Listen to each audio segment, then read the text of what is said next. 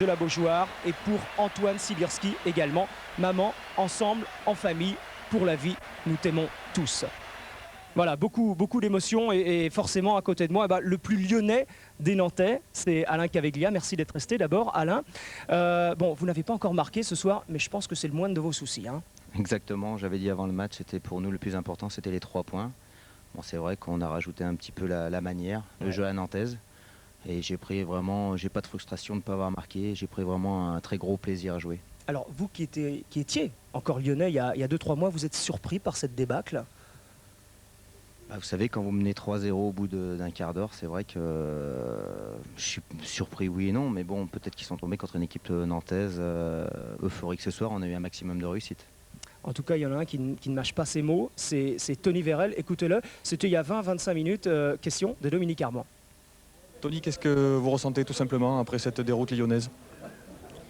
Une certaine honte quand même d'avoir pris 6 buts à 1. Je crois que ça m'est rarement arrivé. Je crois que c'est la première fois. Donc c'est tout. Je crois qu'il n'y a pas grand-chose à dire. Les images sont là pour nous remettre, je dirais, le moral.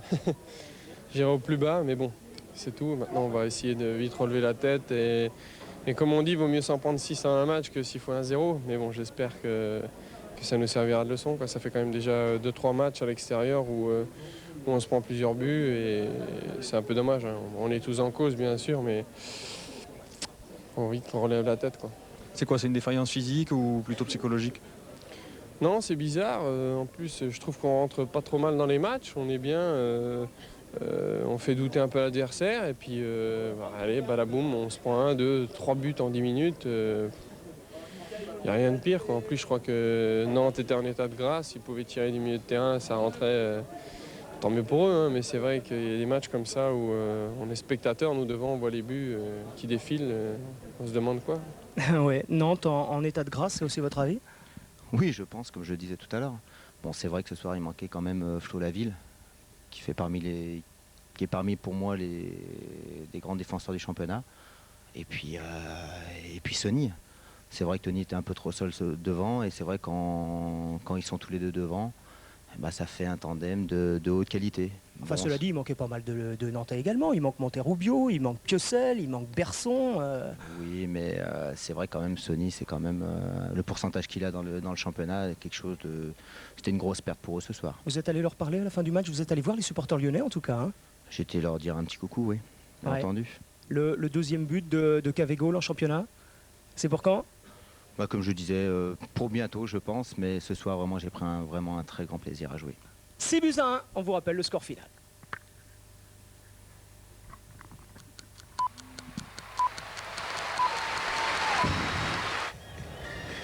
Retour sur le Marseille PSG. Merci à Alain Caveglia d'avoir été aux côtés d'Éric Bénard. Alors dans les buts marseillais, si Stéphane Trevisan est dans ces buts-là, c'est que Stéphane Porato n'y est pas pour cause, allez, on va dire, de langage excessif. Et Stéphane Porato, il est à vos côtés, Thierry Gilardi, parce que même suspendu, on ne rate pas un Marseille PSG. Et puis on rate pas un match de son équipe, surtout quand elle joue à domicile. Oui, Stéphane, il a fait une grosse bêtise à Metz, alors il a été suspendu 4 matchs. Avant qu'on revienne là-dessus, Stéphane, un mot sur les 45 premières minutes. Bernard Casoni avait dit, aujourd'hui je voudrais retrouver de l'envie. Elle y a l'envie là, hein. Je crois que ce soir, les deux équipes ont prouvé qu'il y avait de l'envie. Pour nous, c'était important de démontrer ça ce soir parce que c'est vrai que plusieurs fois au cours de la saison, on a un petit peu pêché là-dessus. Et bon, je veux dire, l'événement de ce soir avec nos supporters, on a pu le voir qu'ils nous ont accueillis. C'était extraordinaire. Je crois qu'on est obligé de tout donner lors de ce match-là. C'est dur de ne pas jouer un match comme celui-là. C'est très stressant.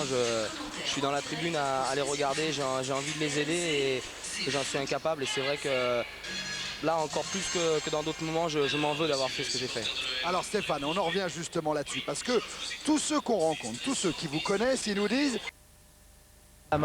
Coup franc. Et qui s'élève au milieu des Parisiens? Pérez pour l'égalisation marseillaise. Le match est relancé, un but partout. Les Marseillais sont présents. Dalma, longue ouverture en direction de Pouget qui devance la sortie de Lama. Le ballon file dans les buts mais le rebond n'est pas favorable. La preuve.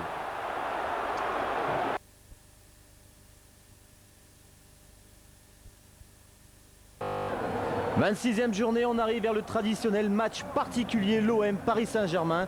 des Marseillais au pied du mur après leur nouvelle déconvenue en coupe face à Guignon. Et battre les Parisiens favoris ce soir est un exploit, mais un exploit nécessaire selon Bernard Casoni, l'entraîneur marseillais. Quant aux Parisiens, ce match est un véritable test, un moyen de réussir un grand coup ce soir. Mais attention, quelques chiffres. Sur 19 matchs Marseille-Paris Saint-Germain en championnat, l'OM a remporté 13 victoires, obtenu 4 matchs nuls et s'est incliné que 2 fois sur sa pelouse. La première attaque parisienne, 6 minutes de jeu seulement, coup franc rapidement joué, Algerino centre, Fischer trop court, Christian pour son premier ballon ouvre la marque dans un silence total. Le Brésilien marque son 14e but et Paris mène 1-0. Le match est parti sur un rythme élevé, on retrouve les deux anciens Messins au départ. Pires, gros travail de Pouget, dos au but, mais son tir est hors cadre. La pression marseillaise s'accroît après l'ouverture du score du PSG. Cette fois, Pires s'échappe. Un clin d'œil en direction du but, mais sa frappe finit sur la transversale. 18e minute, à ce moment-là, on dépasse le cadre d'un match de foot. Au départ, un tacle appuyé d'un Marseillais. S'ensuit une altercation généreuse entre les deux Leroy, Laurent et Jérôme. Fort logiquement, M. Poulat exclut les deux joueurs. Le jeu reprend calmement, enfin si on peut dire. Les Marseillais poussent devant le but de Bernard Lama. Coup franc. Et qui s'élève au milieu des... Alors il y a un autre absent, hein, mais côté parisien, lui, c'est Didier Okocha. Alors lui, il n'est pas du tout puni, c'est parce que son équipe, justement, est allée en finale de la Coupe d'Afrique des Nations. Alors Philippe Doucet, vous avez commenté pour Canal+ cette finale Nigeria-Cameroun. Allez, pour le plaisir, on se repasse le but de Didier Okocha. Philippe, qu'est-ce que vous en pensez? Avec plaisir, Nathalie, si vous voulez. Voilà, on revient tout juste, parce qu'on regardait les statistiques. Si vous le voulez, je vous le montre, ce but d'Okocha, parce qu'il ne fallait pas le rater, même si Okocha, malheureusement, à cause de cette Coupe d'Afrique, eh bien, on doute ici, pardon, désolé. Je suis désolé, mais il vous rappellera peut-être tout simplement ce but que Okocha avait marqué à Bordeaux pour son premier match avec le PSG. Il y a une différence de poids, c'est que là, il le marque du gauche de quelques 25 mètres, une demi-volée du gauche exceptionnelle. Malheureusement pour Okpara et Okocha, ça n'a pas suffi, vous le savez, puisque c'est au tir au but, avec un petit incident qui rappellera des choses aux Marseillais d'ailleurs dans la série des tirs au but, parce que le tir au but de Victor Ikpeba était bien rentré, un petit peu à l'image de celui d'Éric Roy l'an passé, et malheureusement l'arbitre ne l'a pas vu. Donc élimination de Marseille l'année dernière, et le Nigeria lui est battu. La stat qu'on a choisie, c'est là où Pérez touche ses ballons. Je vous l'ai dit tout à l'heure, 75% des 36 ballons que Pérez a touchés sont dans le camp du Paris Saint-Germain, pratiquement tous sur la droite, sauf les 4 frappes au but tout de même de Pérez, buteur, vous l'avez vu tout à l'heure. C'est un match plein tout de même du côté de Sébastien Pérez. Et puis vous voyez la domination de Marseille, elle se chiffre en traits. Les traits représentent bien sûr les tirs des Marseillais et des Parisiens depuis le début du match. C'est clair et net, 12 tirs du côté marseillais, 2 seulement côté parisien. Et maintenant Philippe Bergerot, côté parisien avec Laurent. Moi, je suis avec Ali finalement. Ah, non, avec Ali. Ali, gestion de la mi-temps de l'entraîneur, sur quoi il a insisté par rapport à cette première période? Et surtout de gagner des duels au milieu de terrain et sur les petits ballons qu'on perd au milieu de terrain. Et de bien repartir de derrière pour se poser plus les actions que de jouer un peu trop long. Justement, vous vous retrouvez encore à 10, vous avez été plusieurs fois à 10 cette saison. Qu'est-ce que vous devez faire maintenant dans le système de jeu? Là, c'est différent puisqu'on est 10 contre 10 d'habitude. L'arbitre s'arrange toujours pour nous en sortir un. Mais bon, là, il a sorti les deux. Donc là, c'est à nous de faire en sorte de bien bloquer les espaces et de profiter des espaces dès qu'on a le ballon. C'est plus un match de coupe que de championnat ce soir? Oh, c'est un peu les deux. Mais de toute façon, c'est l'essentiel, c'est de prendre 3 points. Merci. Et avec un changement du côté de l'équipe, regardez, c'est au moment où Bernard Casoni parle à Richard Martini. Richard Martini qui est venu s'échauffer un petit peu avant le retour de ses copains. C'est lui qui va prendre la place de Franck Dumas. Et les derniers conseils de Bernard Casoni, parce que Richard Martini, c'est évidemment un jeune joueur. Lui aussi, il va devoir affronter l'ambiance tout à fait particulière d'un Marseille-Paris Saint-Germain. Et à la place de Franck Dumas, ça en fait des coups durs des deux côtés d'ailleurs. Chacun a eu son lot. Oui, ça fait beaucoup pour l'Olympique de Marseille. C'est vrai de perdre Franck Dumas, surtout à un poste stratégique comme celui-ci. Et vous imaginez en plus Martini, c'est un vrai Marseillais, Rémi. Alors qu'on revoit là la blessure de Franck Dumas sur cette extension, sur ce tacle glissé. Ouais, on l'avait vu grimacer tout de suite après. Voilà. Ça y est, là il a ressenti la douleur. Et Richard Martini, donc un vrai Marseillais né à Marseille. Thierry? Oui. Ouais, justement, je suis avec Bernard Casoni. Vous me disiez que ce qui pouvait arriver le mieux à Paris Saint-Germain, c'est d'être à la mi-temps 1 à 1. Ouais, c'est vrai, parce que la physionomie de la première mi-temps, on aurait mérité d'aggraver le score. Maintenant, on a eu encore un petit pépin avec la sortie de Franck Dumas. Mais bon, il y a le gars qui le remplace est assez motivé. J'espère que ça va aller. Justement, vous les connaissez bien, ces jeunes? Ouais, bien sûr qu'on les connaît bien. Je sais qu'ils ont le mental à toute épreuve. Ok, merci. Et il va en falloir un gros mental pour jouer cette deuxième période dans une défense centrale assez inédite, côté marseillais. Martini, Fischer. Ça sera une des curiosités de cette deuxième période. Ouais, ils auront pour mission de bien surveiller Christian. Ah, Christian qui est justement entre les deux défenseurs centraux au moment où Ducrot essaye de lui donner ce ballon. Benarbia. Et avec Christian qui est parti dans le dos et la sortie de Trevisan, mais le drapeau auparavant s'était levé pour un hors-jeu du Brésilien.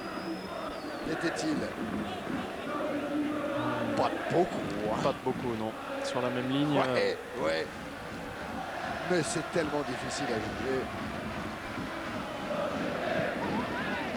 Et puis Trevisan, là, il avait parfaitement anticipé ce coup-là. Allez, remise en jeu Laspal. En direction de Christian qui est cette fois marqué de façon un peu trop brusque par Abardonado.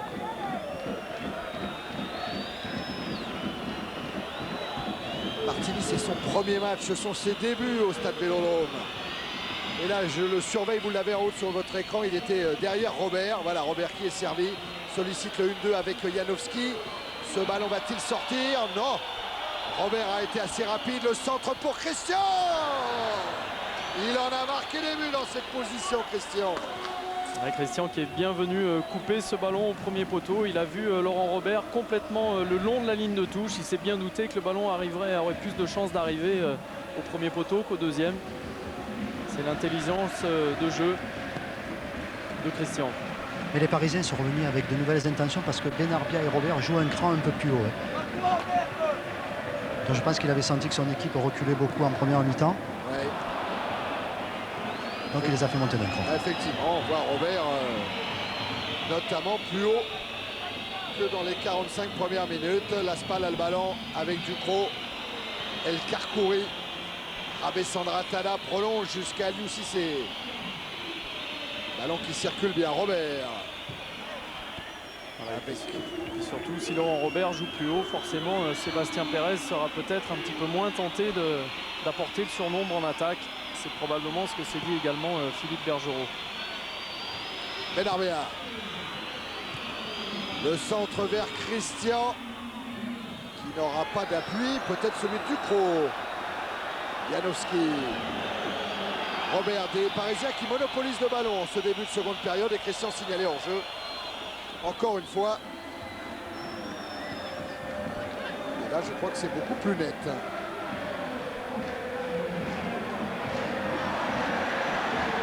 C'est reparti vite côté marseillais. Pas pour longtemps puisque Pires a été contré par Abessandra Tada. Janowski, Ducrot. L'appel de Robert, il est parti dans le dos des défenseurs marseillais. Robert qui est dans la surface de réparation. Il a Christian. Hey, Martini qui a bien failli, ou Fischer plus exactement, qui a bien failli inscrire un but contre son camp. Ouais, sur ce coup-là. Ouais, Laurent Robert qui était parti au bon moment sur cette passe. Il n'est pas du tout hors jeu. Et Yannick Fischer revient sauver ce ballon en catastrophe devant Stéphane Trevisan. Attention au long ballon parisien dans le dos de la défense marseillaise. Ça donne en tout cas un corner tiré par Robert. Engagement de Laspal contré par Maurice Pires.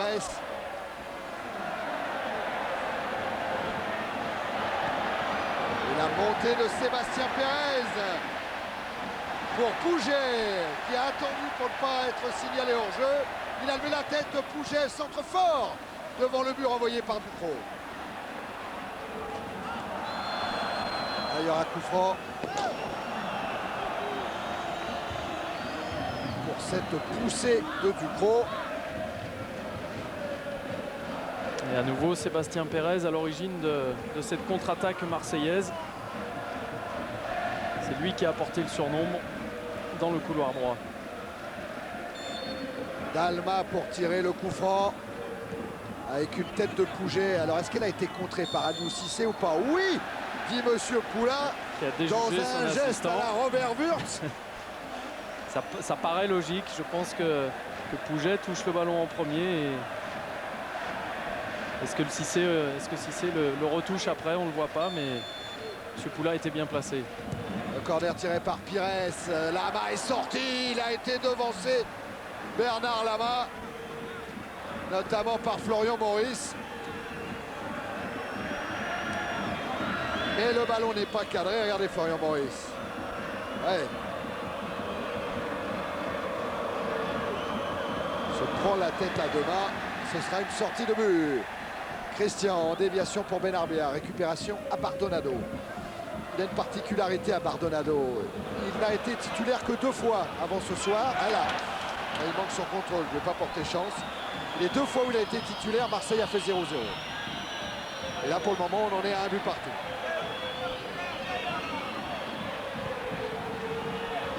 Brando sur la tête d'El Karkouri.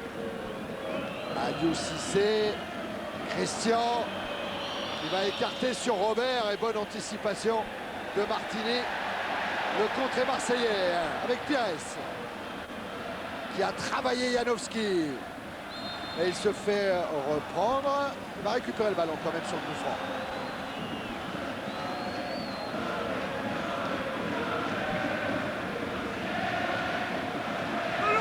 Ah, pas beaucoup de solutions là, Robert Pires. Voilà, si ce n'est que de laisser la balle à Sébastien Pérez. Débrouille-toi. Vers Bardonado. Et non, là cette fois ce sera une sortie de but.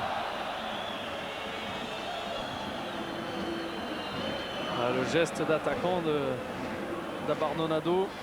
Et je crois qu'il y avait corner. Côté parisien, Bergerot sent quand même que la défense marseillaise est un peu inexpérimentée et il demande à son équipe, plutôt que d'attendre les Marseillais, d'aller les presser et d'aller les jouer haut. El Karkouri avec Benarbia. Remise en jeu en faveur de l'OM à Bardonado. Dalma. Transversale de Dalma qui change l'orientation du jeu vers Pérez. Centre de Pérez, Florian Maurice peut-être qui commet une faute sur Nicolas Laspal.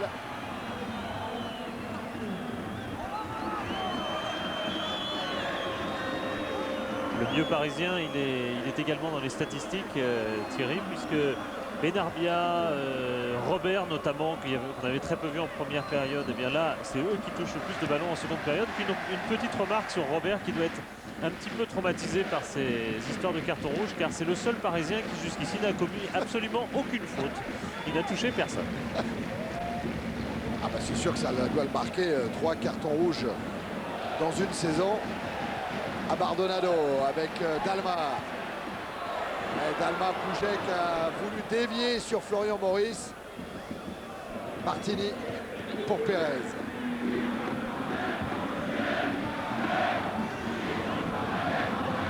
Le voilà Richard Martini. En retrait pour Trévisan. C'est incroyable, hein, à égrener les noms de cette équipe de l'OM à l'heure actuelle. Martini, Trévisan, Abardonado, Fischer même. Ce ne sont pas tout à fait ceux-là qu'on attendait en début de saison. Janowski. Abessandratana pour Laspal.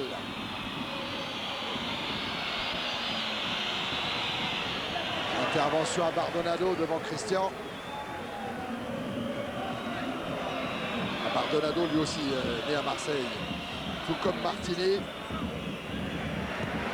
Oh, la longue ouverture de Dalma en direction de Pouget. La lutte avec Rabé Sandratana. Cyril Pouget. Le retour de Cissé. Relance côté opposé de Lama vers la Spal. Et à Bardonado, toujours agressif dans son pressing, qui perturbe Ali Benarbia. Oui, comme en première mi-temps, des Marseillais qui regagnent le ballon dans le camp parisien. Jusqu'à présent, les Marseillais ont reculé un petit peu. Ils ont laissé l'initiative du jeu aux Parisiens. Et pourtant, en première mi-temps, c'est leur pressing constant qui avait permis aux Marseillais de revenir dans le match. Pires qui a pris le brassard de capitaine après la sortie de Dumas. Pérez face à Robert, il insiste. Sébastien Pérez, oh, bon retour de Robert qui va avoir un coup franc. Et pour lui, Philippe, hein, dans les stats. Dans le calme et lucide, Laurent Robert sur cette action défensive. Même si Sébastien Pérez lui tire un petit peu le maillot, pas de réaction. Benarbia qui a évité la sortie, la Spal. Main d'Abardonado.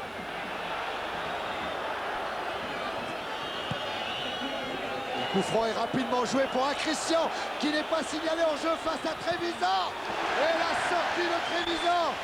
Ah, c'était mal le but pour un Christian qui a perdu son duel face à Stéphane Trevisan. Encore un coup franc joué très rapidement du côté parisien. On est surpris par cette longue balle côté marseillais. Attention à ces erreurs d'inattention dans la défense marseillaise. Le ballon est sorti devant Laurent Robert. On va revoir le coup franc, comment il a été vite joué.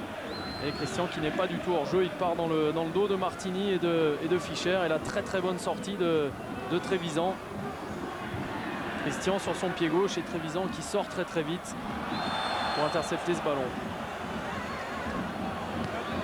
La moyenne d'âge sur le terrain ne doit pas être très élevée. Rémi, parce que du côté de Bergerot, on était un petit peu inquiet quant à la jeunesse de l'effectif parisien dans un environnement aussi difficile.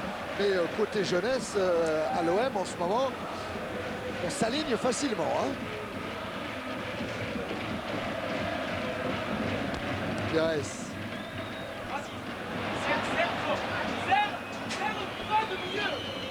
On demande du banc à Florian Maurice de serrer le marquage pour récupérer le ballon comme ce que vient de faire Fischer pour Brando. Pires, Pouget, intervention à Bessandratana, il laisse l'avantage, monsieur Poula. Robert Pires profite de la fausse piste de Brando. Martini de la tête pour Trevisan. Thierry, je suis à côté d'Ibrahim Bakayoko. Ibrahim, est-ce que la mi-temps a coupé un petit peu l'élan de votre équipe? Moi, je pense un peu, mais on essaie de trouver un peu notre repère. Mais je pense que ça va se jouer sur une petite faille de part et d'autre. Heureusement que notre gardien fait un arrêt. C'est à nous de profiter des comptes qu'on aura. Quand un gardien justement fait un arrêt comme ça, très important à ce moment de la partie, est-ce que ça peut relancer une équipe? C'est important, on se dit qu'on a de la chance quand même parce qu'on n'en a pas en ce moment. Cette année, on n'a pas de réussite et tout. Vous voyez l'occasion de bouger et tout, qui passe complètement à côté. Mais là, j'espère qu'on va essayer de faire la différence très vite. Merci.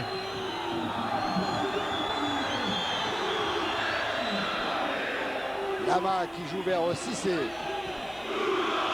Encore une intervention de Pérez. Toujours dans le camp parisien. Oh, la tête de Maurice pour Pouget, elle est parfaite.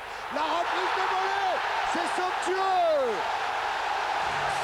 La passe de Maurice, la reprise de Pouget et l'Olympique de Marseille qui mène 2-1. Ah, il est beau ce but de Cyril Pouget sur cette belle remise de Florian Maurice. Toute la complémentarité des deux joueurs, on en parlait avant le match. En voilà une nouvelle illustration après le match de Coupe de France contre Guignon. On va revoir cette remise de la tête de Florian Maurice sur ce long ballon. Maurice en point d'appui, voilà. Ce long ballon et bon ballon de Pérez. Maurice en appui. Et là, Pouget qui attend que son ballon redescende, qu'il soit à la bonne hauteur. On va le voir, il est patient, Pouget. Il a envie de frapper avant. Il a regardé le but à ce moment-là et il attend que son ballon redescende. Les yeux fixés dessus. Et le geste est parfait. ce geste-là est parfait aussi. Celui-ci est parfait aussi, le placement. C'est allé très vite et la défense parisienne a été pris en défaut.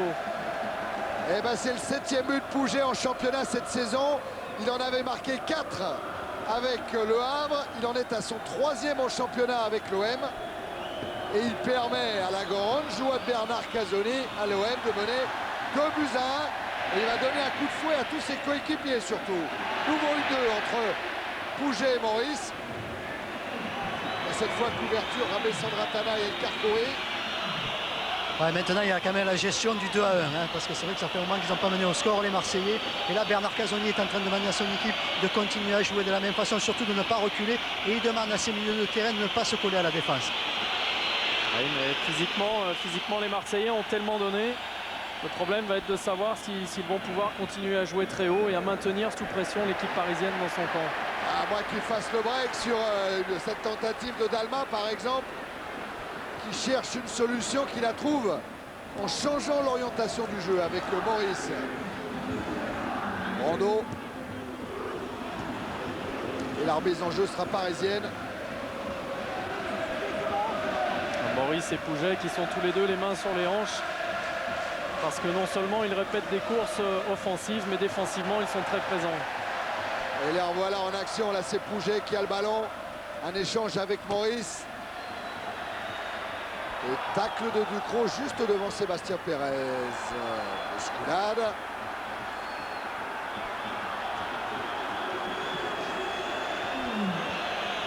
Ça devrait donner un coup franc en faveur du PSG. Voilà qui est fait. Ducrot. Robert essaye d'alerter Christian. Va recevoir l'appui de l'Aspal sur la droite. Et Christian qui insiste. Oh ouais, la belle prise de balle de Ben Arbia et la faute de Pérez qui devrait lui valoir un carton. C'est assez logique. La prise de balle de Ben Arbia était magnifique, Rémi. Ouais, c'est une prise de balle dribble à la limite, puisqu'il a effacé Pérez sur sa prise de balle, effectivement, en passant devant lui, en attaquant le ballon, on va le voir. Ouais, c'est superbe parce qu'il regarde bien son ballon. Ça fait carton pour Pérez. Et coup franc pour le PSG. Ouais, le souci du côté marseillais, hormis le coup franc bien sûr, c'est la récupération des joueurs. Bernard Casoni demande à ses joueurs, il discute avec Galtier, de ne plus aller chercher les Parisiens. Donc de les attendre au milieu et de les contrer. Ouais, parce qu'il reste une demi-heure, Laurent. Hein. Ouais. Et il y aura sûrement un changement. Quoi. Alors pour frapper le coup franc côté parisien, il y aura Ben Arbia, Rabé Sandratana ou Robert avec le pied gauche. Ça frôle le montant droit de Trevisan. Et Trevisan vigilant, qui était sur la trajectoire du ballon. Un ballon frappé fort et qui retombe bien au bon moment par Laurent Robert.